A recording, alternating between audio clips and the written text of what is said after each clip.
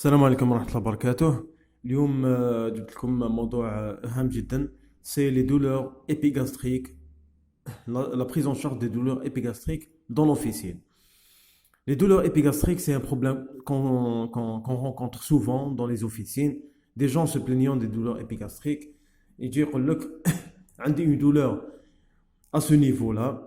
Donc, il faut, s'il vous plaît, vous me donnez un traitement pour me soulager. La région épigastrique, هذه هي. Donc, c'est un problème très courant qu'on rencontre. Mais ce problème doit être soumis au débat. D'accord? Mais si on ne délivre pas directement un médicament. Une personne professionnelle doit emprunter, doit soumettre le patient à un débat, un petit interrogatoire pour éliminer une éventualité de cardiologie.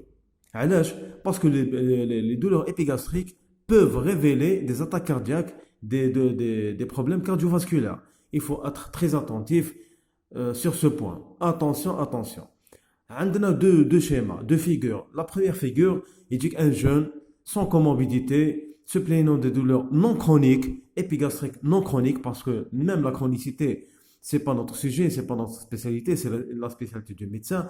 Il dit qu'il y a des douleurs passagères, épigastriques, أعطيني حاجة pour me soulager. هنا نعطيو des anti-reflux, des Gaviscon, Nambac, en sirop, etc.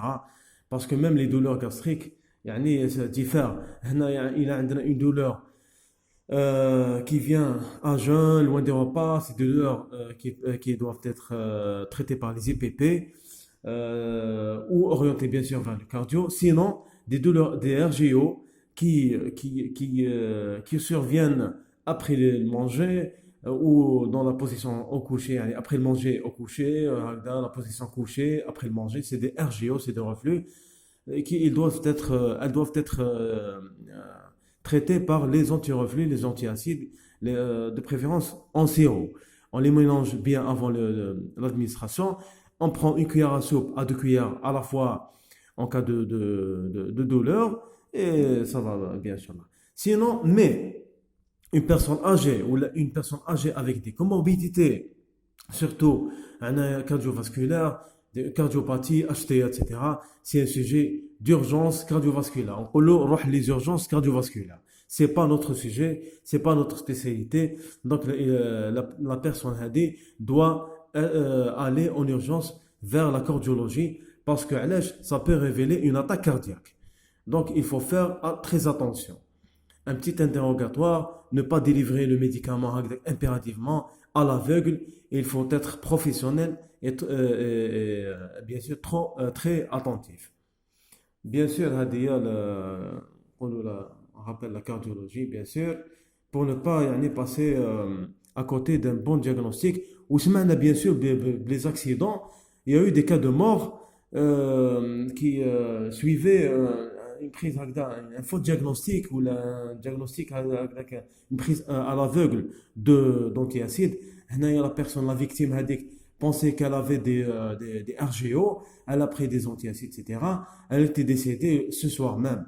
C'est des histoires مؤسفة qu'on veut bien qu'elle ne se répète plus.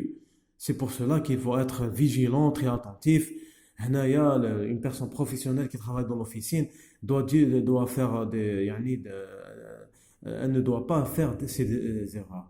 Chaque patient, l'entretien dialogue, en cas de nécessité, on oriente directement vers la cardiologie. J'ai fait bref et Inch'Allah, et précis. Voilà, c'est un point très pertinent que je voulais نشارككم فيه. Donc à la fin, subscribe, share وإن شاء الله ما تنساوناش بلي كومنتير لي جيم etc لي شير باش يعمل نفع إن شاء الله ونقعدوا توجور ان كونتاكت والسلام عليكم ورحمة الله وبركاته.